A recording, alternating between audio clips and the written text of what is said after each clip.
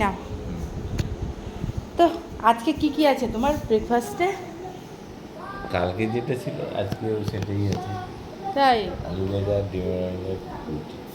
তাহলে কি খারাপ? তুমি তো না, বলছিলে ছাতু আমার খেয়ে যাবে। ফেভারিট। আমি তো ছাতুটা গুলে দিয়েছি।